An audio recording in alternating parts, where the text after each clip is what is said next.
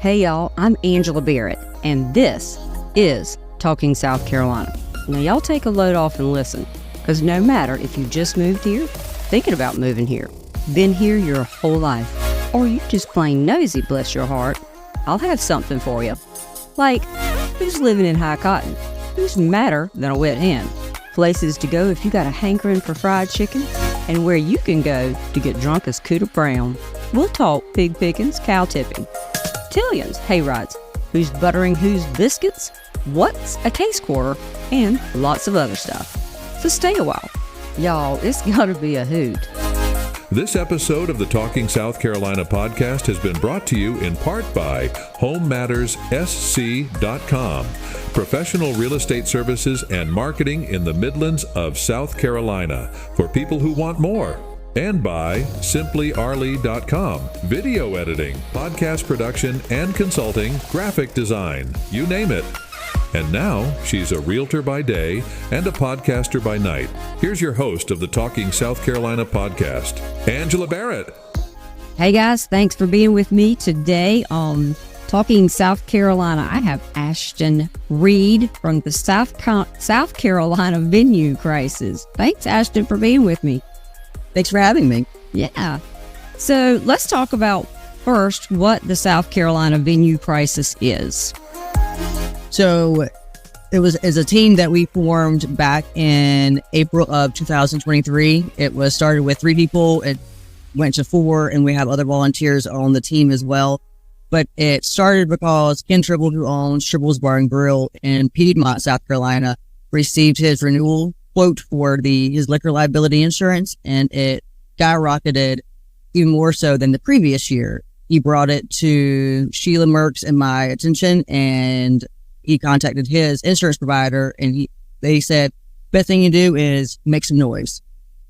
We're rock and rollers, promoters. We were like, you know what? We can do that. And so we set out to our main goal was to bring awareness to this issue, because none of us had any political backgrounds, knowledge, very, very disconnected from that world, but we were all very willing and able to learn and to bring awareness to this very, very serious topic. And here we are. Yeah. So, let's talk about, I guess, where this all started, how it came to, how you guys formed, or why you formed the South Carolina Venue Crisis. So when we started doing more research, we found out that in 2014, there was a horrific crash in Dillon, South Carolina, or Dillon County.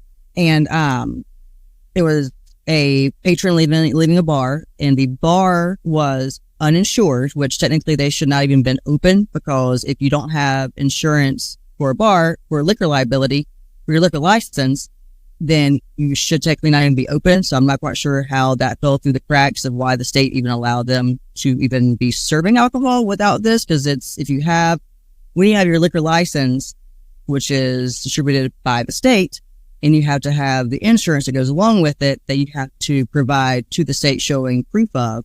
So some things fell through the cracks. That's a different topic, I believe. Sure. But unfortunately, the patron was intoxicated. I'm not sure if it is due to the bar, or if she was maybe possibly drinking from her car or her purse. Something else is going on. There's so many caveats that can lead to this. But there's a police officer was responding to a call. So he was going very fast, but she was also apparently very drunk. They collided. He has permanent brain damage. Passenger in her vehicle very, very unfortunately passed away. So, which that led and was a catalyst to Bill 116, which in 2017 was put into act, which means every establishment that is open after 5 p.m. that serves alcohol. And even though liquor liability, you think liquor, but it also includes beer and wine. So it's all types of alcohol. But you have to carry $1 million policy, which in turn should not be that big of a deal or hold that much of a monthly or annual fee for the business. But with there being no percentage of fault or percentage or personal responsibility attached to that, it has become a wild, wild west for the trial lawyers. And so there's no proof there are victims, and the actual victims, it's tragic, and they should be compensated. That we aren't advocating drinking and driving by any stretch. Oh, absolutely not.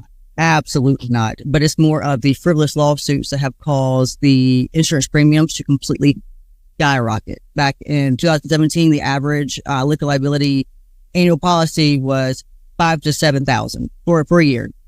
Now we're seeing like the cheapest of $35,000 up to $250 plus. And so a small business can't sustain that. Even if can afford that, you shouldn't have to, because it's not fair. Right. So in other states, how is this done? Because I understand everybody has to have the insurance, but it's done very differently in other states, in that the laws are more specific as to the percentage of fault and how that's determined. Correct me if I'm wrong, and then explain. So I can't speak to the other states. I'm not super knowledgeable on that topic. I'm just more knowing what's going on within our states. Mm-hmm. But I know that we're one of the few, if not the only state, that is facing this right now. Alabama did have a similar situation last year, and they honestly, off the top of my head, I can't remember exactly what they did to rectify this issue, but they saw the value in making sure that their issue was no longer an issue because of the tax money that's coming in just from the tourist industry itself. Sure. And in South Carolina, with the employment, 1 in 9 people are employed through service industry. So think of the unemployment rate it's mind-blowing, absolutely mind-blowing. Right. And so because there are guests, so tell me the reason that y'all are going with or fighting with legislation, and what that is exactly that you're fighting for. So to our knowledge, what would help rectify this issue is Bill 533. We encourage everyone to educate themselves, look it up, learn for yourself in your own words, but also you can visit scvenuecrisis.org, and it breaks everything down perfectly. Sheila Merck is a genius when it comes to organization, and she is she's the one to thank for the entire website, but it breaks it down perfectly. But Bill 533 is the SC Justice Act, and it's joint and several, so tort reform, which wouldn't just be beneficial to the service industry, but the trucking, the housing, manufacturing, everything within the state, and it helps it bring it back to a fair trial. So it's the percentage of faults. And so it's not just if you are 1%, as of right now, as it stands, if you are 1% fault, you can be held responsible for 100% of the payout, which is mind-boggling to me. That when 533 is passed, joint and several will be statewide, which will be able for, percentage of fault. So if you're 1% fault, then yeah, you're going to pay for that. But if you're only 1% fault, you should not be held responsible for 100% of the damage especially when there's no personal responsibility attached to it. Right. And so I've got several questions, but I'll start with, let's talk about what's the timeline sort of with legislation and where we are right now, because I know the state, the Senate, they've dismissed for the summer, and we'll come back, in the fall of the year. But go ahead and tell me the timeline. So January through May is when the House and Senate are in session, and they are able to come back for an emergency session, which there was a press conference on June 5th that was at the State House to say, hey, you guys, you're coming back in for an emergency session for a bill for DHEC that most people don't even want or is too concerned about. But this is an actual issue at hand. So if you guys can come back for a DHEC meeting and propose bill, why can't you come back for joint and several when this is a very serious issue and a lot of people are talking about it and a lot of people are contacting their legislators, which we highly encourage them to do respectfully. Let them know how this is impacting you and why it should be at the forefront to be resolved. But they are only in session January through May, but they can be called back. It's not super common, but it's possible. So as it stands right now, have they turned this down? Tabled it? Keep tabling it for the next time? I mean, how is this? What's been happening there? So it did make it to the floor with the last session. Mm-hmm. Unfortunately, it was shut down because they tried to add in Section F. And Section F would allow 533 to not apply to any alcohol sales. So they would be completely just, it would help other industries within the state, but it would not help the liquor liability issue at all. Sure. So as long we would love for 533 without Section F to be passed, but it did make it to the floor. Shane Massey, who is, I have been extremely impressed with him. He is a true advocate. It's been amazing to watch, and he has a backbone, and I appreciate the heck out of that. Yeah, I like the explanation of the perfect storm. Yes. Yeah. Yes. Because when people think of serving alcohol, they think of the bar, the bartender, and the patron, whoever's, being served. But that is not who all this affects. This trickles down so many people. I mean, it is. When bars yes, the branches that this reaches, from the power companies to the local farmers to the beverage distributions to the cooks. It's not just the bartenders, but it's everyone that's employed from that establishment. It's just the outreach and the ripple effect is heartbreaking to think that this many people could be impacted if something's not done. Right.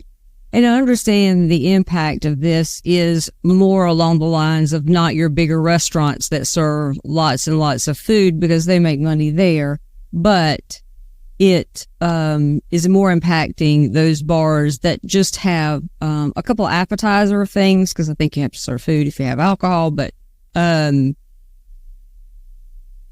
not dependent upon the food part of it. It's the drinks and that's the way they're bringing in their money. And I understand those are the places that is affecting more so than some of your bigger food restaurants that serve alcohol. Correct? Correct. So a bar tavern, the margins with any restaurant that sells alcohol, typically the higher margins are from alcohol sales. Sure. So a lot of places and people that, rightfully so, don't comprehend that part of it, but they're saying, oh, why don't you just not sell alcohol? Well, that's not really an option because the business is going to go under because that's where the money and the margins are coming from. But when you, and most of the while people are there. Exactly. And this isn't a necessarily like drinking thing, because a lot of people are like, oh, you're just, you're fighting for alcohol. It's more just a fight for freedom also, but it's the responsible freedom. And so and the way the way I've read it, correct me, is a fairness. It's left up to the server, the bartender, whoever, to determine whether somebody is intoxicated or not. And you may not know that in the initially. I'm just going to throw this out. Again, not promoting or, wanting people to drink and drive. Absolutely not. But what I think I have seen, and I agree with, is the unfairness of where, first of all, the responsibility lies to that server to decide if that person is in fact intoxicated. Because again, you may not know that initially. Somebody comes in who's been drinking all day somewhere, not there. They ask for a drink. You haven't met them more than 3 seconds. You serve them a drink and then they leave. You served one drink. You had no time to make any kind of, I think that's what I got out of a lot of what I was reading and the videos I was watching, is where it needs, percentage wise, needs to lie. Those kinds of things, is what I understand. Yes. So it's we've been calling it the $1 million mimosa Because if you have brunch at noon and you have one mimosa at an establishment, you go out, you're on the lake, you go to a friend's house, you go 13 different places, which I do not condone whatsoever because that's not smart. Right. By any means. But if you just hypothetically speaking, if you're at one place at 12 p.m. and then you're at another place and then at 3 a.m. you crash and something just like tragedy happens, that first establishment, as the law stands right now, can be held 100% responsible for one mimosa of someone's personal actions and choices to go gallivant all over drinking. Right. So it's hard for me to comprehend and understand how this is even still a thing and why. I mean, I know that, some trial lawyers are not the most ethically driven, but I encourage them to maybe be a smidge more ethically driven instead of just taking on anything and everything and trying to just get an easy handout for themselves. Because, I mean, typically trial lawyers are receiving at least 30 to 60% of the payout. And so it's hard for me to understand when they're saying, oh, it's for the victims. Well, if it's truly for the victims, then why are you receiving an exponential amount of their payout? Right. So if the math is mathing and you can just put two and two together and know that, yeah. And so the next move for you guys, what's up next? So as the South Carolina Video Crisis stands right now, we originally just set out to bring awareness to this issue. We did not have intentions to get heavily involved in politics, but we saw that here you are, and here we are. So, but some of the team, we're going to be taking a little bit of a step back. There is an association that's being formed. We've not been very involved with that association, so I can't speak a whole lot about where they are in terms of membership or what that really entails, but they're called the South Carolina Bar and Tavern Association. They're newer, but we're not going to be necessarily going anywhere, but we're not going to be tearing up the road like we were last year with the town halls and all the time and effort, because this is volunteer work and we're tired. We're a little burned out on things, but we're going to see it through, but not to the time and resources that we were doing the last 14. And so if people, businesses, whoever it may be, want to be more involved, where do you suggest they go?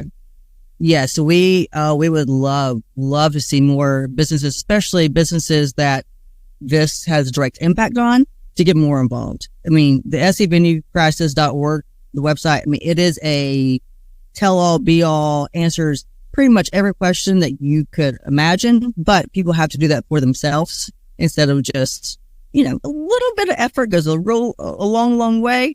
But we encourage them to reach out to their legislators. That's the biggest thing, to say, hey guys, we know that you guys made this happen and we need you to fix this issue. But again, respectfully, that's our biggest thing, is be respectful, because you're not going to get anywhere by just being mean, especially from the get-go. Time and place for that, but at first, please be respectful.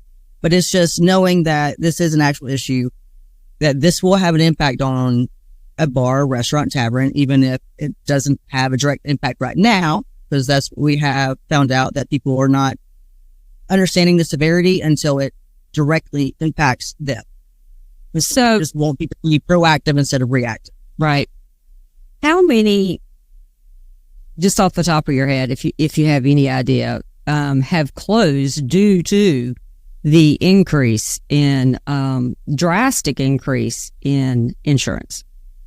So I was expecting that question, and that's a very, very hard question to answer, because there is a vast amount of businesses within the state, and sometimes we're made aware of them, sometimes we're not. Sometimes the reason is part of liquor liability, where there's an additive to them closing, but there's also been some pride that has gotten, I don't want to say in the way, but there's not been a full. Some people don't come forward and say, hey, we're closing because we can't afford this. They're just closing and saying they're closing. So we're not really exactly sure, but there's been at least 10 to 12 off the top of my head so far, but I know there's more than that. I know there's more, and that's just in the upstate. Right. We're outside Greenville, South Carolina. So, but within the whole state itself, I'm not sure, but I know it is a hefty number so far. Yeah.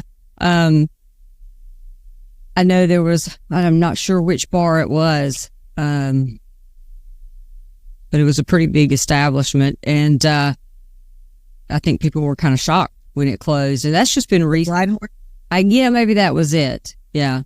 Yes, they were in business for 29 years. It was out of the blue that, they made an announcement. It was, I think it blindsided a lot of people, which sure is understandable, but it was also hey guys, that we've been trying to bring awareness to this, and where we haven't been crying wolf at all. Right. Some people don't believe it until it has a direct impact on their business or their local watering hole, which is very unfortunate, but, where we're believing that more people are starting to understand and comprehend the severity. Right. Because that's a good example of how far it reaches your musicians, and, in the art, the art world, that side of things, not just the employees of that business there, or the people who bring in the alcohol or food or whatever, but they, thrown in musicians as well. So absolutely, music is my language, and that is why Triple, Sheila, Lauren, and myself with the Venue Presses team started this, because music is our language, and we don't know where we would be without it. We're appreciative, and it would be just heartbreaking, detrimental to see venues that support live music fade away. Right. And, I know a lot of these businesses are small, but everybody has to start somewhere, musicians included. They didn't just walk up on a stage. They started somewhere at a watering hole. I mean, 9 times out of 10, you don't get that lucky usually. And that's how they build their following as well. So that's kind of where they want to start is, your local, smaller places where people they know are going to come see them, and then it grows. So that's how you build your fan base. That's right. That's right. Well, I thank you so much for talking with me today, and you're definitely going to have to keep me posted as this goes, and give us some updates as it goes along. But good luck, and I can't wait to see how this goes. Thank you so much. I appreciate it. Absolutely. Thank you for listening to this episode of Talking South Carolina podcast. Why not check out our website at talkingsouthcarolina.com and follow us on social media. You can subscribe to the show on Spotify, YouTube Music, Apple Podcasts, Amazon Music, iHeartRadio, and on your favorite podcast apps. For information about being a sponsor on the show and on the website, contact us at area code 803-386-9885 or email us at angela@talkingsouthcarolina.com. This episode has been brought to you by the friendly folks at Giraffe Marketing. Find out more at giraffemarketingllc.com. I'm gonna be the best version of me. Float like a butterfly, sting like a bee, roar like a